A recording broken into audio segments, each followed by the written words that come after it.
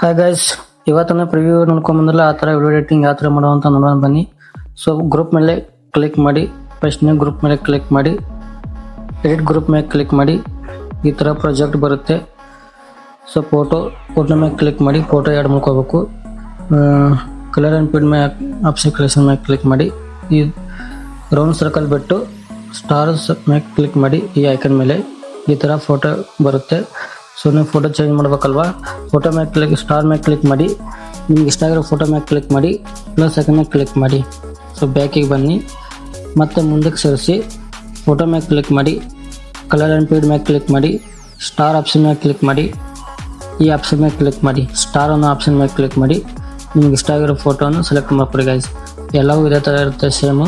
So ನಾವು photo ಇದು ಮಾಡ್ಕೊತಾ ಹೋದರೆ ತುಂಬ ಜಾಸ್ತಿ ಲೆಂತಿ ವಿಡಿಯೋ ಆಗುತ್ತೆ. ಸೊ ಇದೇ ಥರ ಮಾಡ್ಕೋಬೇಕು ಗೈಸ್. ಸೊ ನಾವಿವಾಗ ಎಲ್ಲ ಮಾಡ್ಕೊಂಡಿದ್ದೀನಿ. ಸೊ ನೀವು ಕೂಡ ಇದೇ ಥರ ಮಾಡ್ಕೋರಿ. ಮತ್ತು ಬ್ಯಾಕಿಗೆ ಬನ್ನಿ ಗೈಸ್, ಈ ಥರ ಕಾಣಿಸುತ್ತೆ. ಲಾಸ್ಟಿಗೆ ಈ ಥರ ಬ್ಲ್ಯಾಕ್ ಅಂತ ಬರುತ್ತೆ ನಂದು profile, process link. So group ಮೇಲೆ ಕ್ಲಿಕ್ ಮಾಡಿ, 3 ಡಾಟ್ ಮೇಲೆ ಕ್ಲಿಕ್ ಮಾಡಿ, ಅನ್ಗ್ರೂಪ್ ಮಾಡ್ಕೊರಿ ಗೈಸ್. ಈ ಥರ ಕಾಣಿಸುತ್ತೆ. ಸೊ ಇಫೆಕ್ಟ್ಗಳು ಬರುತ್ತೆ ಸರಿಯಾಗಿ.